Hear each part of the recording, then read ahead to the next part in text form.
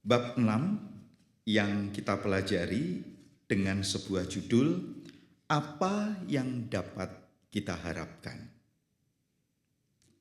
Dan nats bacaan kita terambil dari 2 Korintus 2 ayatnya yang ke-15 dan ke-16. Saya akan bacakan bagi Bapak Ibu. Sebab bagi Allah kami adalah bau yang harum dari Kristus di tengah-tengah mereka yang diselamatkan dan di antara mereka yang binasa. Bagi yang terakhir, kami adalah bau kematian yang mematikan. Dan bagi yang pertama, bau kehidupan yang menghidupkan. Tetapi siapakah yang sanggup menunaikan tugas yang demikian? Mari kita ulangi bacaan ini. Sebab bagi Allah kami adalah bau yang harum dari Kristus di tengah-tengah mereka yang diselamatkan dan di antara mereka yang binasa. Bagi yang terakhir atau bagi yang binasa, kami adalah bau kematian yang mematikan, dan bagi yang pertama, yaitu yang diselamatkan, adalah bau kehidupan yang menghidupkan.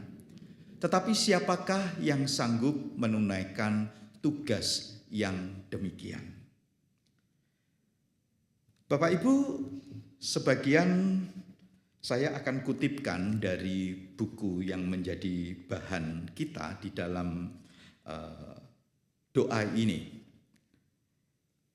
Dimulai di dalam satu bagian, di satu paragraf dituliskan demikian. Sewaktu gereja kita maju lebih jauh ke dalam doktrin Injil dan budaya Injil, apa yang berharap kita itu bisa lihat di dalamnya?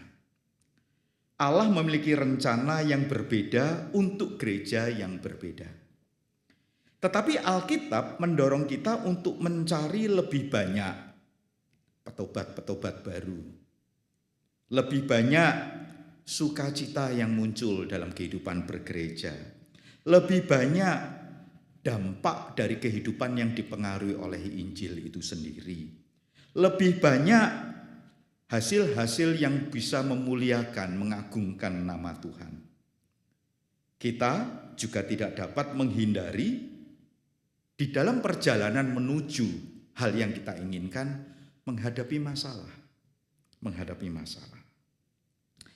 Alkitab memberitahukan kepada kita ada 2 reaksi yang muncul tatkala kita itu menyampaikan Injil Kristus. Menjalani, menghidupi Injil Kristus. Membangun budaya Injil itu di dalam kehidupan kita. 2 reaksi itu yang tadi dicatatkan di bagian ayat yang ke-15. Yang pertama, yaitu memunculkan reaksi ada bau kehidupan yang menghidupkan, khususnya bagi orang-orang yang percaya. Tetapi ada reaksi yang kedua, yaitu itu adalah justru kemudian memunculkan bau kematian yang mematikan. Bapak Ibu, mungkin bagian ini kok agak sulit ya, agak sulit untuk kita pahami. Tapi mari coba kita pikirkan, di dalam bagian ayat tadi itu sudah jelas sih plotnya. Plotnya itu sudah jelas. Yang dikatakan kita ini bau harum dari Kristus. Yang bagi mereka yang diselamatkan, apa yang kita beritakan, apa yang kita jalani, apa yang kita jadikan budaya, yaitu budaya yang dipengaruhi oleh Injil Kristus yang mengubahkan kehidupan kita itu justru menjadi bau kehidupan yang menghidupkan orang-orang yang percaya kepada Tuhan. Tetapi bagi orang yang binasa, bagi orang yang menolak, bagi orang yang tidak bersedia untuk mendengarkan berita kasih karunia ini, justru itu menimbulkan sebuah reaksi yang membuat mereka berusaha untuk mereka itu tidak mendengar. Kalau mereka mendengar, dijelaskan di dalam paragraf yang lain, maka itu menimbulkan alergi dalam diri mereka.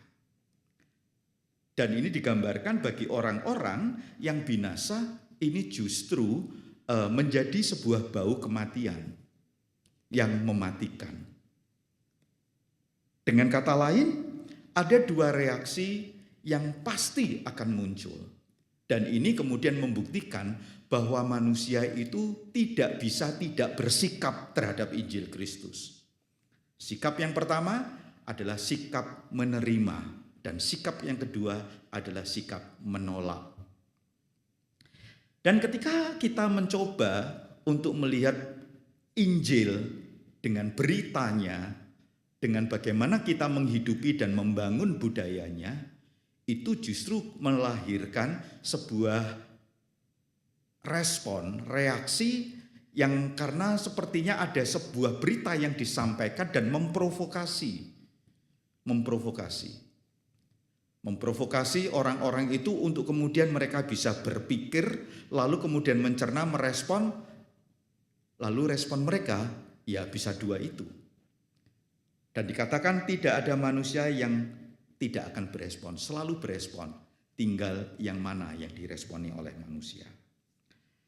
Lalu dijelaskan di dalam satu judul di dalam bab ini, kami adalah bau yang harum dari Kristus. Yang menarik, Ray Ortlund itu membahas perkataan kami adalah bau yang harum. Yang pertama, kita itu dipakai sebagai sarana untuk mengharumkan nama Kristus yang memang harum. Jadi, melalui apa yang kita lakukan, kita itu menghadirkan keharuman bau Kristus itu. Sehingga dikatakan di dalam bagian ini, bau yang harum dari Kristus itu sangat kuat, yang dideteksi oleh orang-orang ketika kita itu dipenuhi oleh Injil. Betapa menakjubkan bahwa mereka akhirnya boleh mengalami Injil karena kita. Artinya kita dipakai oleh Tuhan untuk menghadirkan bau yang harum itu.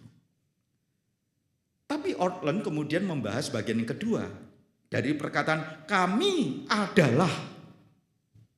Jadi kita bukan sekedar dipakai, kita ini adalah bau harumnya Kristus. Kita ini adalah bau harumnya Kristus.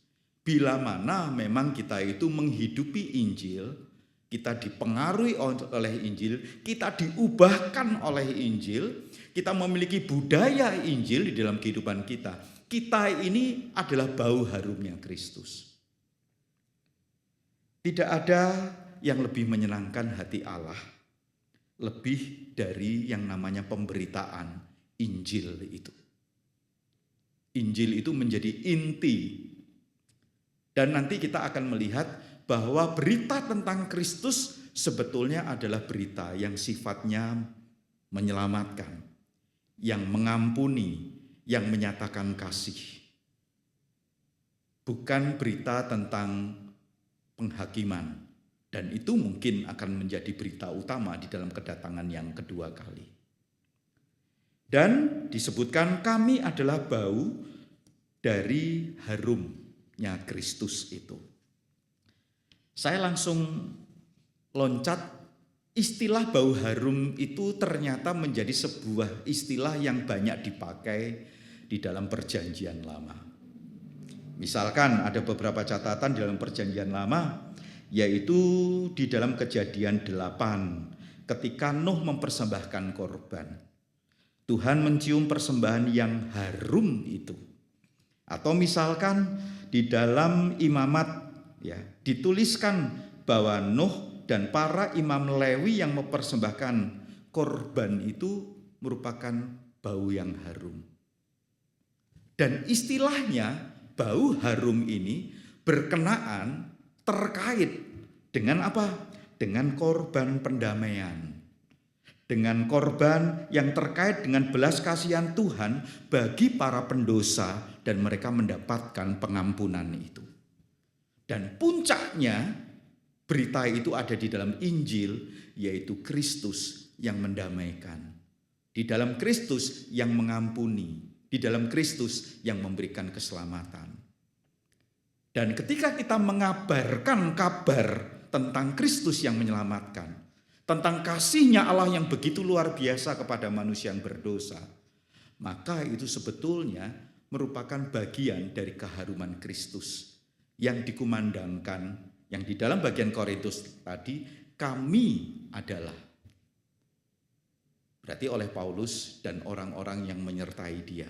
Karena senantiasa memberitakan tentang Kristus dan anugerah keselamatan pengampunan di dalam dia.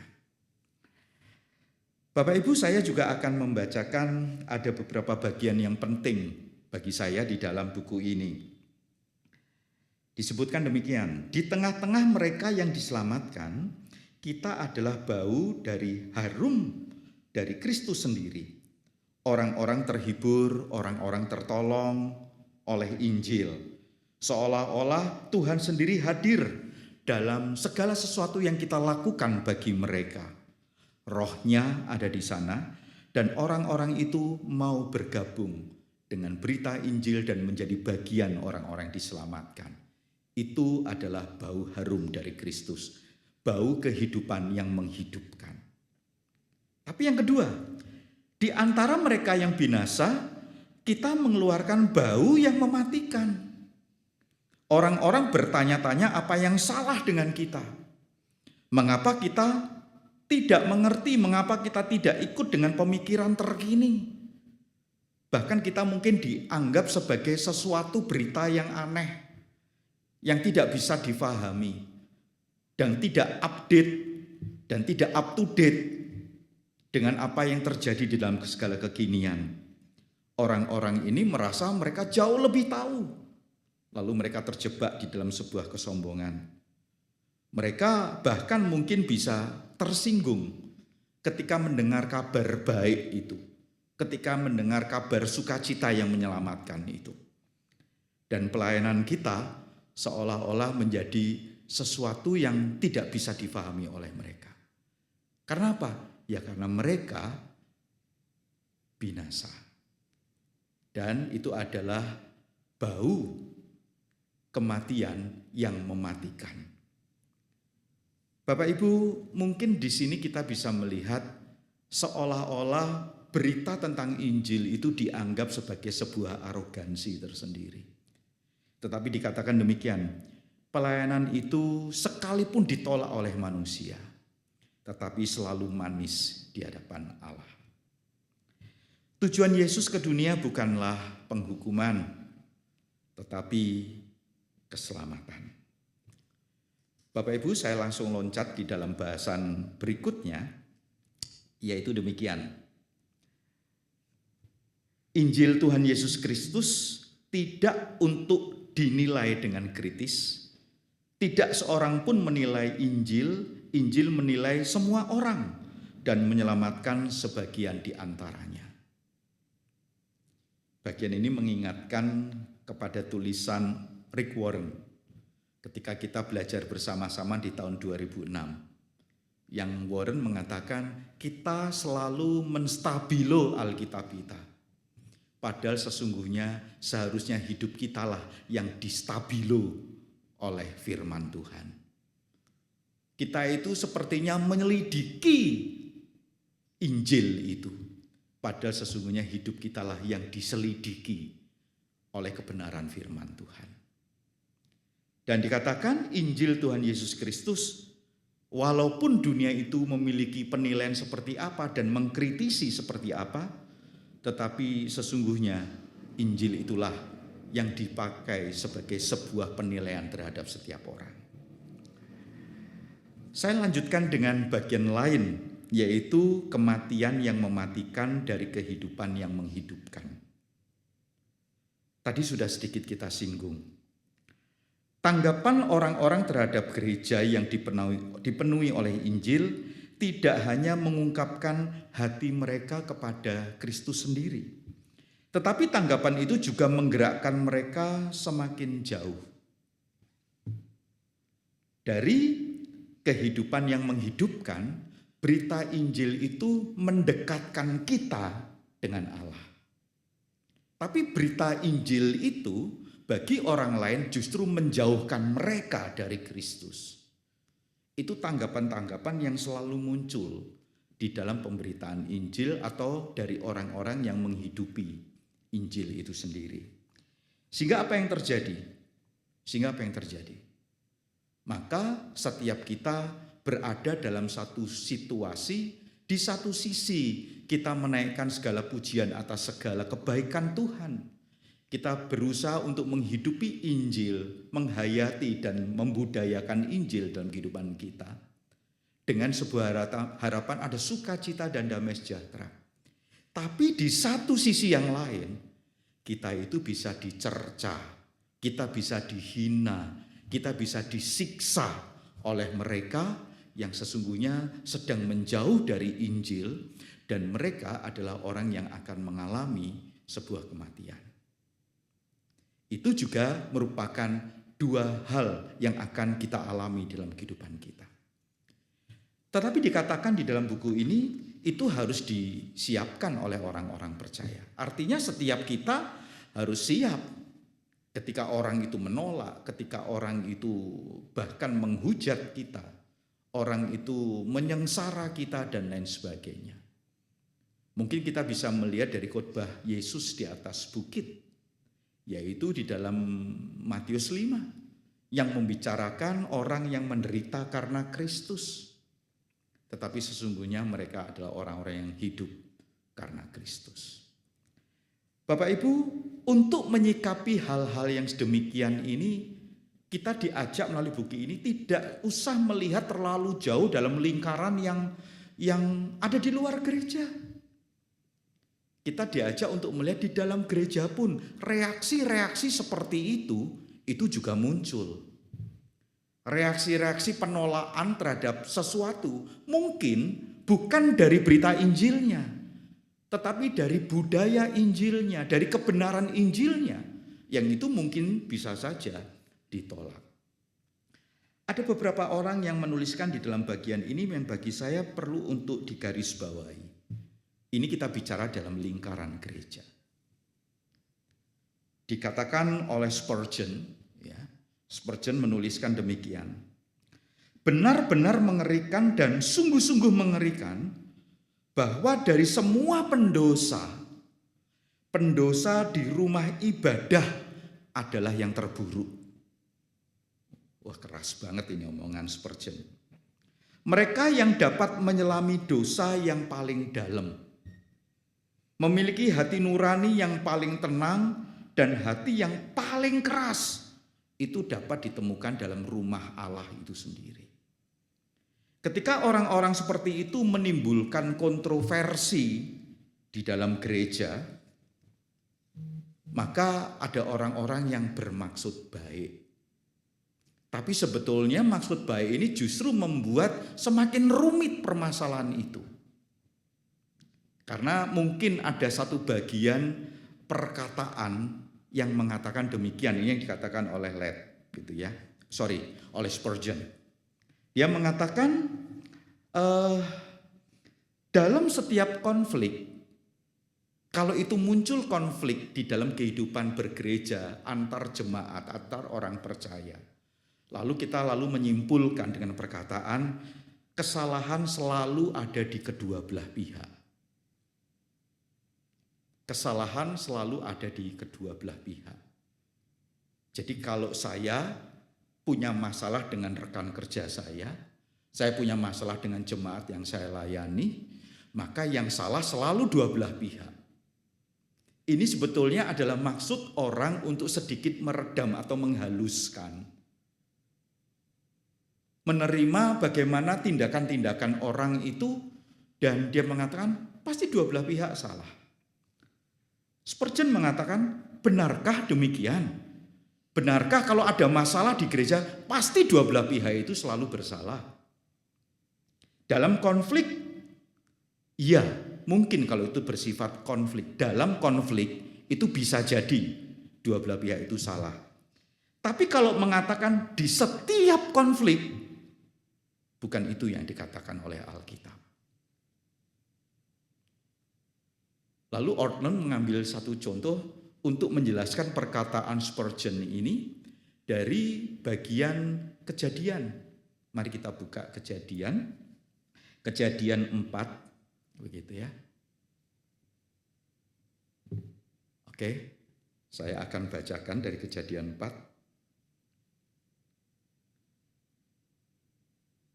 Ayat 3 dituliskan demikian. Setelah beberapa waktu lamanya, maka Kain mempersembahkan sebagian dari hasil tanah itu kepada Tuhan sebagai korban persembahan. Habel juga mempersembahkan korban persembahan dari anak sulung kambing dombanya, yakni lemak-lemaknya. Maka Tuhan mengindahkan Habel dan korban persembahannya itu. Tetapi Kain dan korban persembahannya tidak diindahkannya. Lalu hati Kain menjadi sangat panas dan mukanya muram.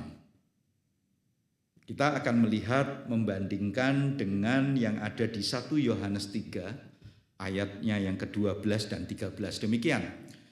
Bukan seperti Kain yang berasal dari si jahat dan yang membunuh adiknya. Dan apakah sebabnya ia membunuhnya? Sebab segala perbuatannya jahat dan perbuatan adiknya benar. Janganlah kamu heran, saudara-saudara, apabila dunia membenci kamu. Yang seolah-olah begini, Bapak Ibu. Saya mencoba untuk memahami buku ini. Kalau benar kedua belah pihak itu memiliki andil kesalahan, berarti dalam hal ini Habel melakukan kesalahan. Dan kesalahan yang kita anggap ada dalam diri Habel itu mengizinkan Kain melakukan sebuah tindakan untuk membunuh adiknya. Tadi Spurgeon mengatakan dalam konflik mungkin iya, tapi kalau setiap konflik selalu ada dua faktor, enggak. Yang kita lihat dari penjelasan di 1 Yohanes, ya karena memang Kain jahat. Dia menghabisi adiknya. Tidak ada satu peristiwa pun yang mengizinkan dia dan menghalalkan darahnya Habel untuk dihabisi. Tetapi permasalahan seperti ini di dalam kehidupan kita, di dalam lingkaran gereja, itu acap kali terjadi. Pelayanan Injil yang setia, atau pelayan Injil yang setia, maksud saya, orang-orang yang melayani Injil dengan sungguh-sungguh, tetapi ketika dia tidak bisa memenuhi keinginan seseorang, maka pelayan Injil yang setia ini tiba-tiba dicap sebagai seorang pelayan Tuhan yang tidak mengasihi. Kita di bulan Mei kemarin sudah belajar tentang satu tema, untuk melihat, mampu enggak kita melihat kasih itu di balik kata tidak. Karena seringkali ketika ada satu sikap-sikap tertentu lalu diterjemahkan itu sebagai sebuah langkah bahwa kita tidak memiliki kasih atau orang itu tidak memiliki kasih. Ada tulisan John Piper. Saya berharap kita boleh menyimak tulisan John Piper ini. Dia mengatakan kurang lebihnya begini. Saya ini marah. Saya sangat marah. Karena seringkali di dalam kehidupan bergereja terjadi proses namanya pemerasan emosional. Apa itu pemerasan emosional? Pemerasan emosional itu bisa terjadi ketika seseorang menyamakan rasa sakit emosionalnya itu seolah-olah identik dengan kegagalan orang lain untuk mengasihi dia. Karena ketika dia merasa keinginannya tidak dipenuhi, lalu kemudian dia menjadi marah secara emosional, dia itu bisa sakit hati, lalu itu menjadi sebuah suasana keadaan yang dia itu punya hak untuk mengatakan kamu tidak mengasihi aku. Ini disebut oleh Piper sebagai pemerasan emosional. Lalu dikatakan ini tidak sama. Ini enggak sama.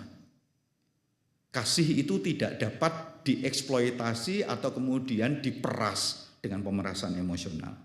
Seseorang mungkin mengasihi dengan baik, tetapi tatkala dia menyatakan kasih tidak sesuai dengan harapan, lalu orang yang dikasihi, yang harapannya tidak terpenuhi itu dikatakan dia mulai memeras. Dia mulai memeras dan berharap orang yang tidak bisa mewujudkan itu harus mengakui bahwa kamu salah. Kamu melakukan kesalahan dan dicap sebagai orang yang berada di dalam sebuah kondisi, ya kamu harus salah. Dan biasanya di dalam situasi-situasi kehidupan berjemaat bergereja, jikalau hal seperti ini terjadi, maka ada kalanya begini Bapak Ibu. Ya sudahlah, kamu yang dewasa. Ya kamu lebih mengerti kondisi ini. Ngomonglah sama dia. Ya maaf ya, saya tidak bisa begini. Sebetulnya kita sebagai pihak yang disalahkan tetapi tidak melakukan kesalahan. Itu yang dikatakan oleh Piper sebagai pemerasan emosional. Pemerasan emosional mengatakan jika saya merasa sakit hati oleh Anda, maka Anda yang bersalah. Tidak ada pembelaan bagi orang ini. Yang ada, kamu harus ngaku salah. Dan dikatakan gereja seringkali mengakomodasi situasi seperti ini. Gereja tidak berani mengatakan kamu salah. Secara emosional dia melakukan pemerasan, kita katakan kamu salah. Lalu dia memberikan penjelasan. Para rasul tidak pernah memiliki rasa sungkan untuk menyatakan kebenaran. Dan itu kita bisa membaca dari kisah-kisah dalam kisah para rasul ataupun tulisan-tulisan mereka. Tidak perlu dipertanyakan pemerasan atau memperalat hal emosional. Piper mengatakan ini kejahatan besar yang bisa terjadi dan dilakukan di gereja. Saya telah seringkali melihatnya dalam 3 dekade pelayanan saya. 3 dekade itu berapa teman-teman? 30 tahun. 1 dekade kan 10 tahun. Dan saya sangat ingin membela orang-orang yang didakwa salah ini, padahal tidak melakukan kesalahan. Kenapa? Ya karena ada orang-orang yang berita Injilnya diakui, diterima, tapi untuk menghidupi dan memiliki budaya kebenaran Injil itu tidak siap. Tatkala mereka diajak untuk mengalami perubahan, mereka tidak suka dan dianggap menyakiti hati dan lain sebagainya. Bapak Ibu, inilah yang dikatakan oleh Piper. Lalu kemudian dijelaskan dalam penjelasan ini, Ortland mengatakan demikian. Di zaman ketika rasa tidak bahagia yang dirasakan secara pribadi sering dianggap sebagai kesalahan orang lain, beberapa orang datang ke gereja sesungguhnya sedang mencari kambing hitam. Ini kata Ortland. Para pemimpin gereja menjadi mangsa yang empuk untuk dijadikan kambing hitamnya. Persepsi marah dari orang-orang terhadap pemimpin itu tadi dikatakan oleh Piper, itu membingungkan secara logis. Tetapi secara psikologis itu sebetulnya menarik dalam dunia pemikiran mereka sendiri. Mereka dengan mudah menyebarkan persepsi itu kepada orang lain. Artinya dia yang sakit hati mulai menularkan kepada orang lain dalam lingkaran gereja. Yang artinya dia disalahi. Yang betul sebetulnya dia tidak mau mengalami perubahan di dalam kehidupannya. Yang membuat dia kemudian merasa sakit hati. Dan yang mendatangkan sakit hati itu adalah orang-orang tertentu. Dan ini kemudian ditularkan kepada orang lain. Maka kita bisa melihat benar yang dikatakan oleh Spurgeon tadi. Dalam lingkaran gereja, para pendosa itu menjadi sangat luar biasa. Karena mereka seolah-olah itu sudah punya bempernya, yaitu bemper bahwa mereka mengenal Kristus, tetapi tidak pernah diubahkan oleh Kristus. Atas nama rekonsiliasi,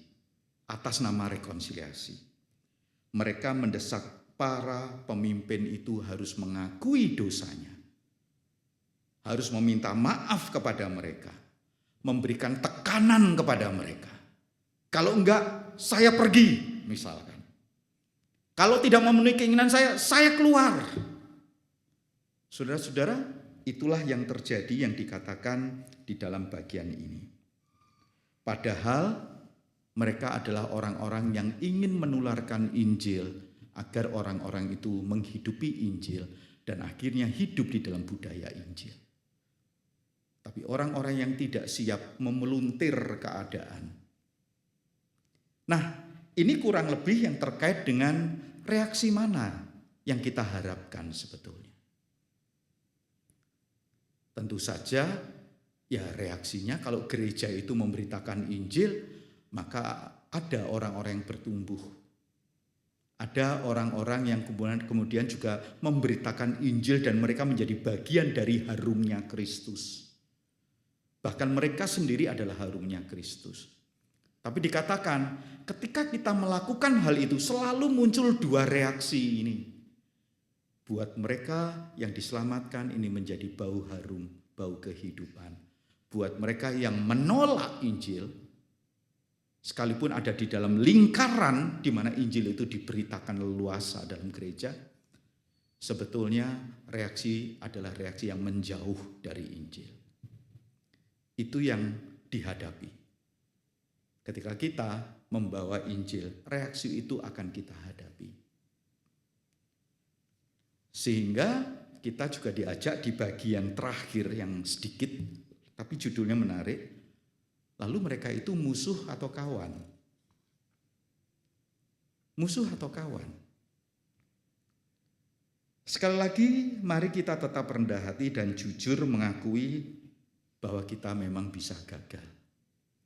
Tetapi 2 Korintus 2, 15-16 mengajarkan kepada kita bahwa pertentangan yang kita hadapi dapat dengan baik menunjukkan betapa setianya kita terhadap Injil yang bisa memprovokasi orang lain.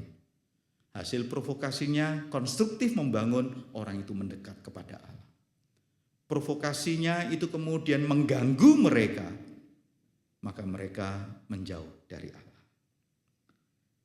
Kesetiaan kita kepada Allah membuat kita punya musuh di bumi ini. Tetapi kesetiaan juga membuat kita memiliki sahabat dan pembela di tempat yang maha tinggi. Tadi sudah saya sedikit kutip Matius 5 ayat 11-12. Berbahagialah kamu jika karena aku kamu dicela dan dianiaya dan kepadamu difitnahkan segala yang jahat. Bersukacita dan bergembiralah karena upahmu besar di surga. Sebab demikian juga telah dianiaya nabi-nabi yang sebelum kamu.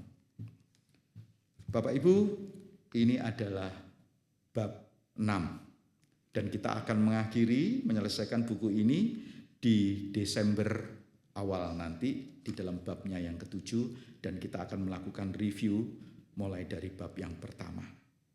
Dengan sebuah harapan, ini bukan cuma menjadi sebuah berita, tetapi menjadi sebuah bekal pembelajaran kita.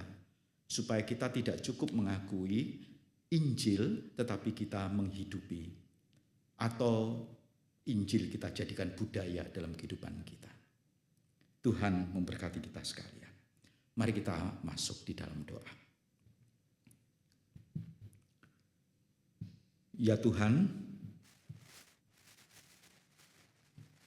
apa yang dituliskan oleh Ortland, penjabaran melalui beberapa bagian firman Tuhan, dan mengutip beberapa orang yang memiliki respon yang kurang lebih sama, mungkin bagi kami cukup keras, tidak enak. Tapi itulah yang menjadi konsekuensi dari setiap kami yang menerima Injil, menghidupi Injil, dan menjadikan Injil itu budaya dalam kehidupan kami. Tolonglah setiap kami ya Tuhan. Di dalam nama Tuhan Yesus Kristus. Amin.